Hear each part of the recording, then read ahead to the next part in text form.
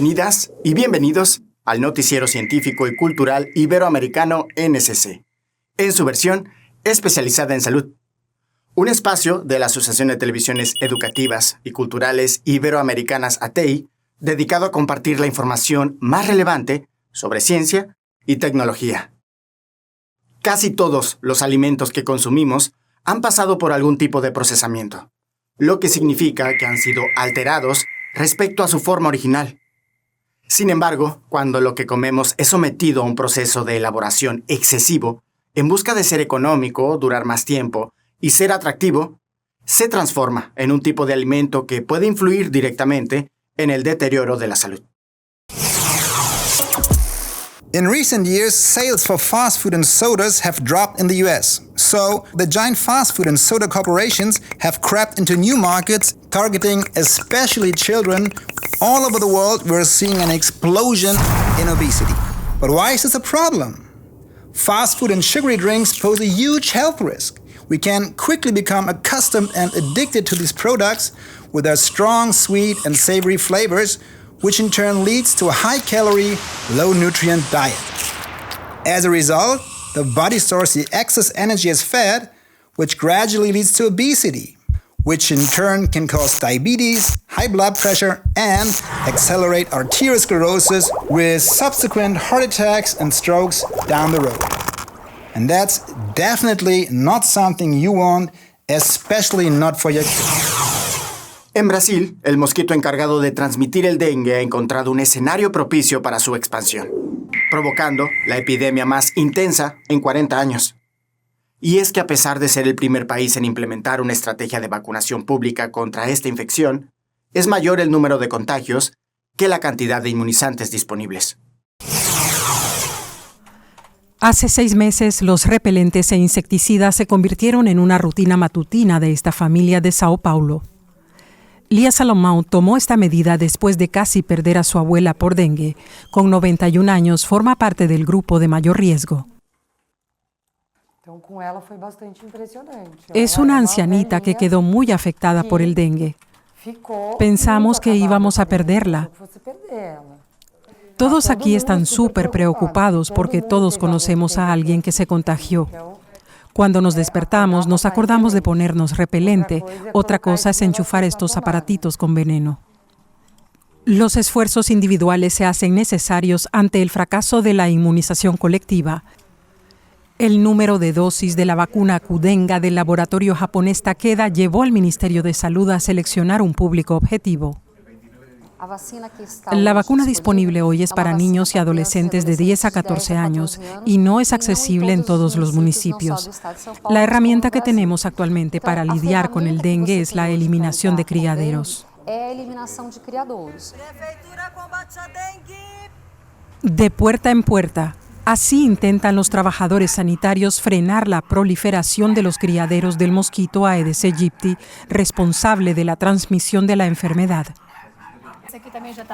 Este esfuerzo ha aumentado con el crecimiento de casos. Cada vez que aparece un caso positivo, tenemos que poner en marcha el freno de los criaderos. Aquí en este barrio tenemos un promedio de 10 casos nuevos por día, que ya es bastante. Más de 6 millones de personas contrajeron dengue en Brasil en 2024. Fue la peor epidemia jamás registrada en el país. El gobierno federal espera que el número de casos se reduzca a la mitad en 2025. Para ello, quiere invertir 240 millones de euros para contener al mosquito transmisor. Las medidas, sin embargo, se enfrentan a problemas de infraestructura y solo estarán funcionando por completo en 2026. Es rara la semana en que en una región metropolitana de Brasil no falte agua en algún barrio de la ciudad. El día que sale agua del grifo, la población la almacena en cualquier recipiente posible. Y muchas veces algunos de estos objetos se convierten en criaderos de la Aedes aegypti.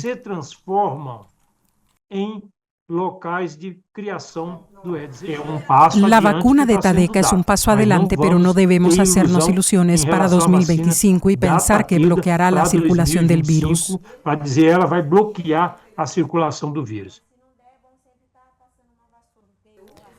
De momento a la población no le queda más remedio que evitar con los medios a su alcance una simple picadura que puede ser letal.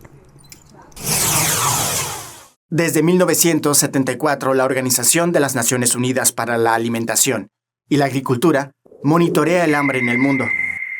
Estos datos permiten comprender la magnitud de la inseguridad alimentaria, una situación en la que las personas no tienen acceso regular a alimentos nutritivos y suficientes para mantener una vida saludable, además de identificar los factores actuales que agravan este problema.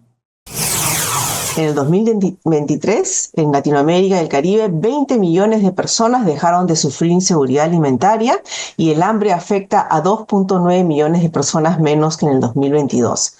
Es la única región donde se ha logrado una reducción de prevalencia de la inseguridad alimentaria. Aún hay 41 millones de personas que padecen hambre en nuestra región, cifra que es superior a los niveles de la pandemia. Segundo, el informe pone el impacto del cambio climático al centro de la discusión de la seguridad alimentaria. Los eventos climáticos extremos, cuya frecuencia se ha elevado en los últimos años en nuestra región, afectan la producción y distribución de alimentos, incrementando los precios y afectando más a las poblaciones vulnerables. Lamentablemente, la cantidad y frecuencia de los eventos climáticos son realidades cada vez más cotidianas para la región.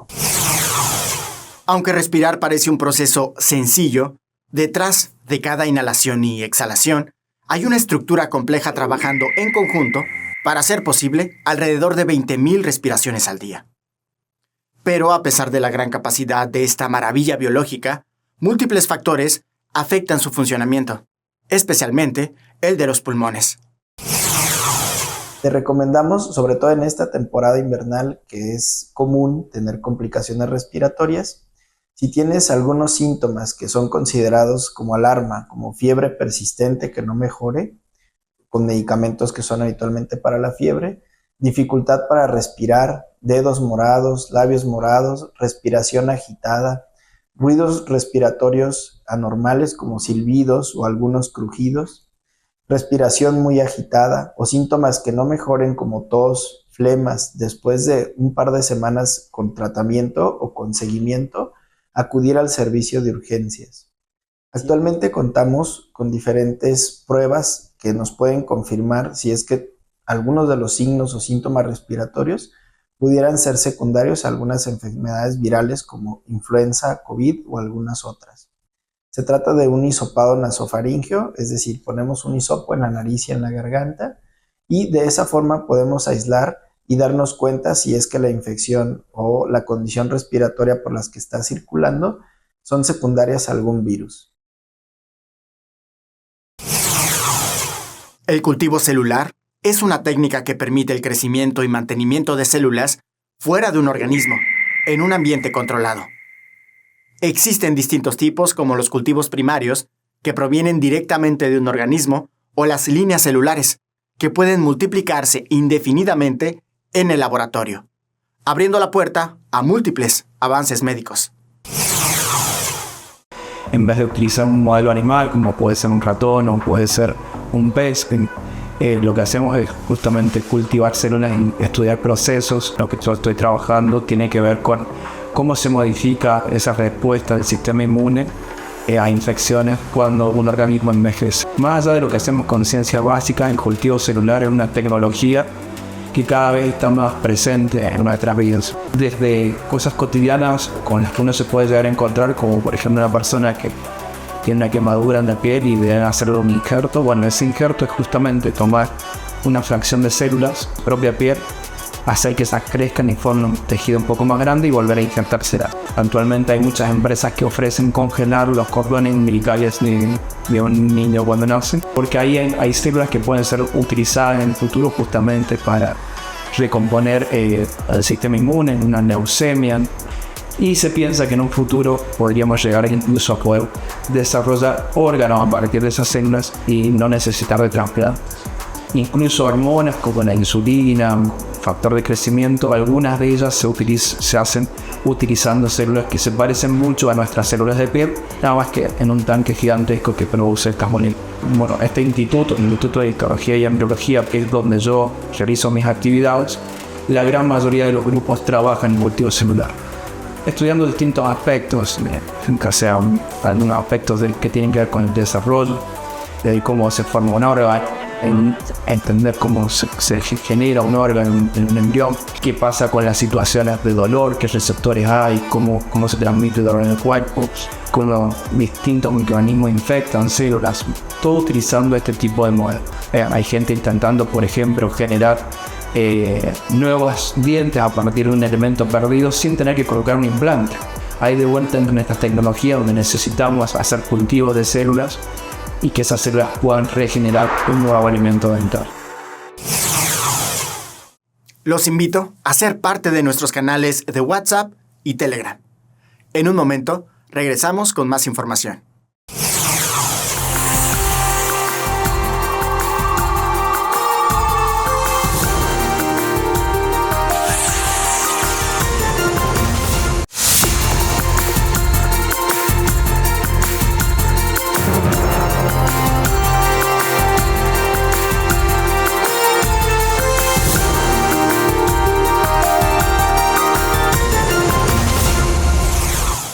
Aunque ha sido eliminada en la mayor parte del mundo, la poliomielitis, enfermedad viral que causa parálisis, todavía persiste en algunos países.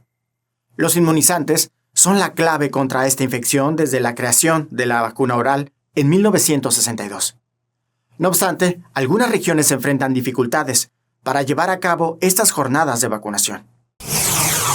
Pakistán inició este lunes su primera campaña de vacunación contra la polio de 2025, con la que prevé vacunar a más de 45 millones de niños menores de 5 años, después de registrar un fuerte aumento de casos de esta enfermedad el año pasado.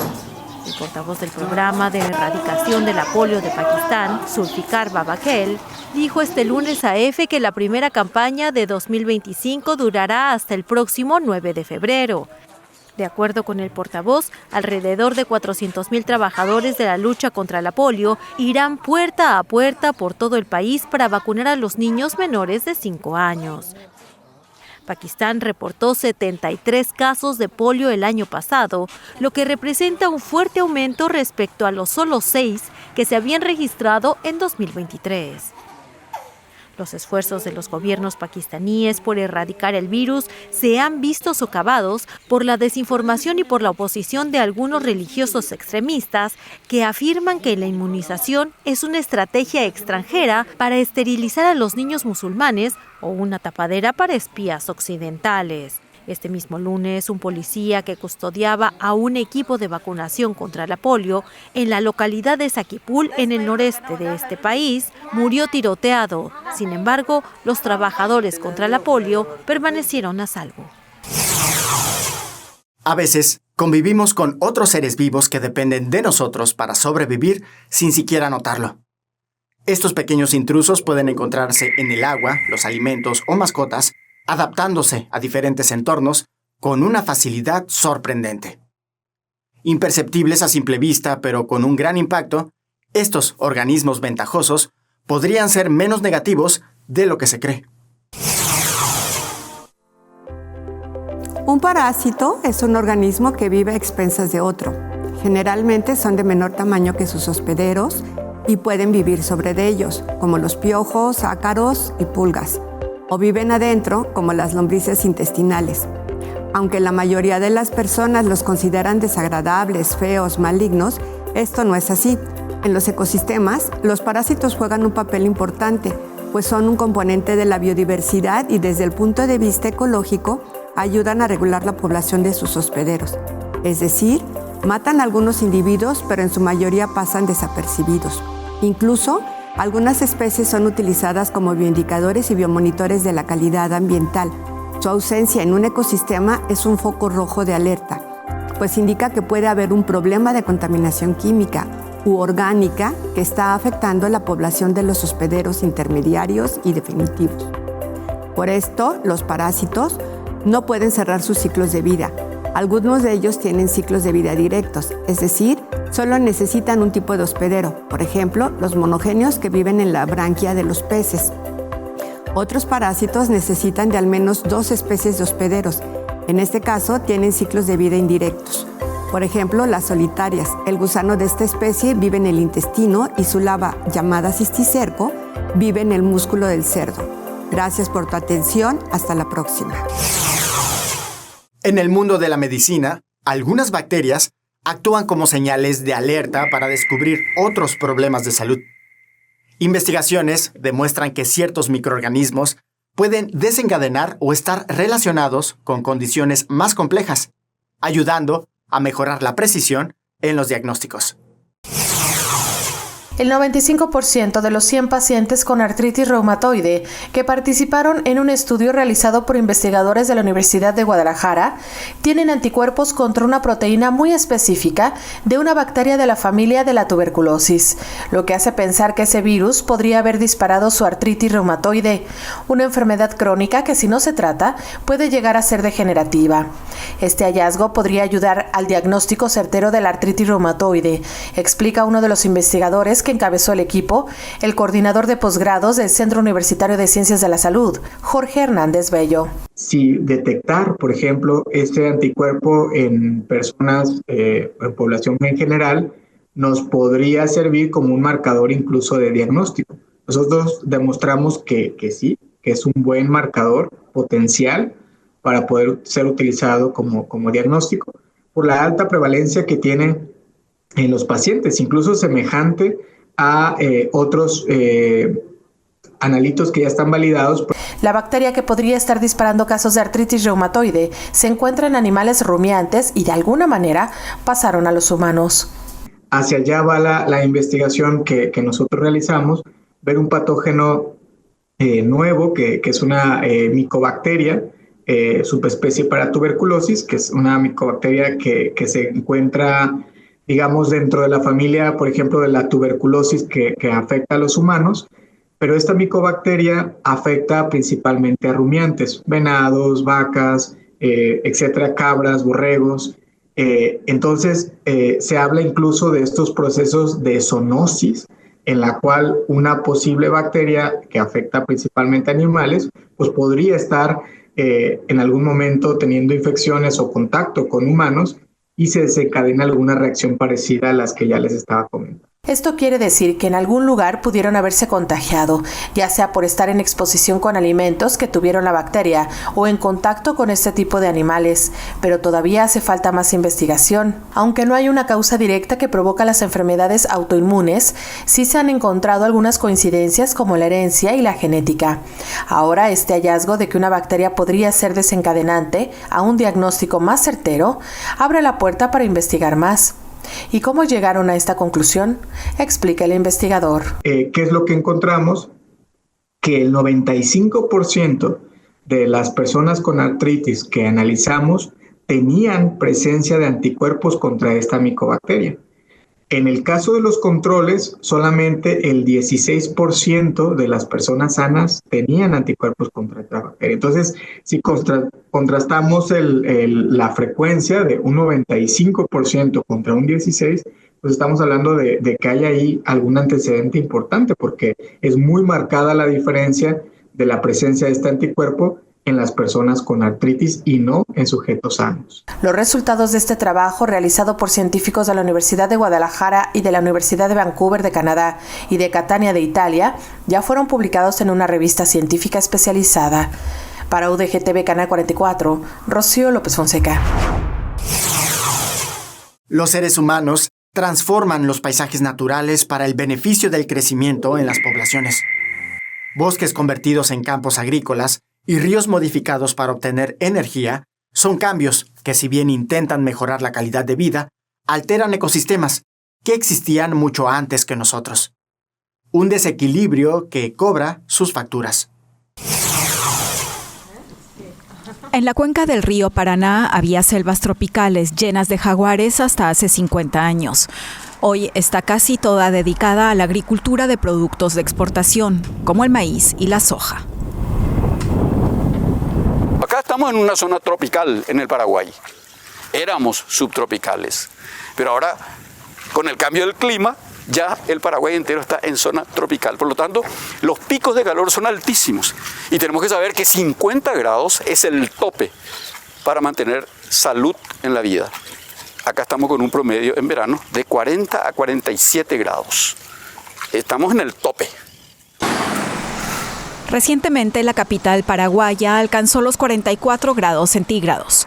El humo de la quema de bosques y pastizales a gran escala por ganaderos y grandes terratenientes de la cuenca amazónica contamina el cielo azuceno. La destrucción de los ecosistemas es la principal causante de la crisis climática. Y la crisis climática es la responsable a su vez de los extremos. Extremos de calor, extremos de frío. En verano, los azucenos sufren más cortes de luz que el resto del año y buscan refugio en el río que da nombre a su país, pero son pocos los que se atreven a bañarse. Está muy contaminado por el tráfico naval y los vertidos industriales. Con este calor, el trabajo se complica.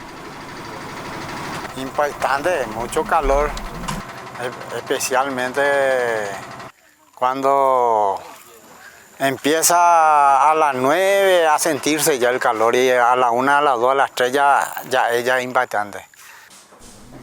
Antonieta Rojas es bióloga de profesión, doctora en zoología aplicada y fue la primera presidenta de la Sociedad Científica de Paraguay.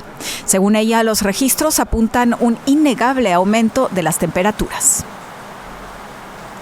En el año 2020, el doctor Grassi hizo un estudio en el Paraguay que abarcó desde 1980 hasta el 2019, que fueron 40 años de estudio. Y él observó también que las olas de calor se triplicaron en el Paraguay, así como también otros eventos extremos, como el caso de las sequías y las inundaciones. Rojas dirige el Hub Arapi de Ciencias Climáticas, una asociación académica que pretende resolver los problemas que plantea la crisis climática, como los que afectan ya a la salud pública paraguaya. Inclusive abarrota los servicios de salud, aumenta los costos para el Ministerio de Salud por la internación de pacientes y que causa problemas no solamente de impacto en la economía de un país, sino también en el bolsillo de las personas. Sin embargo, en Paraguay, el grupo económico más poderoso, los exportadores de soja y otros granos, duda de los registros científicos. Este tema del cambio climático es una cuestión de debate. Tenemos especialistas que hablan de que estos realmente son ciclos que se van dando en la historia de la tierra, digamos. Nosotros usamos una frase, un eslogan que decimos que cuando el campo produce, Paraguay crece, ¿verdad? La mayoría de científicos responden que la variabilidad climática y el cambio climático son cosas diferentes. Mientras, Paraguay parece atrapado entre la crisis climática y la lógica del crecimiento económico sin límites. Gracias por acompañarnos en el Noticiero Científico y Cultural Iberoamericano NSC, especializado en ciencias médicas y tecnología enfocada en salud. No se pierdan las emisiones de Ciencia, Tecnología y Cultura con Iván Carrillo y Ana Cristina Olvera. Agradecemos a los socios de ATI que a través de sus plataformas hacen posible esta transmisión. También gracias a las agencias informativas AFP, EFE, Xinhua y Deutsche Welle. Visiten noticiasnsc.com y síganos en redes sociales. Nos encuentran como NSC Iberoamérica. Soy Jonas Birmar. Cuídense mucho. Hasta la siguiente.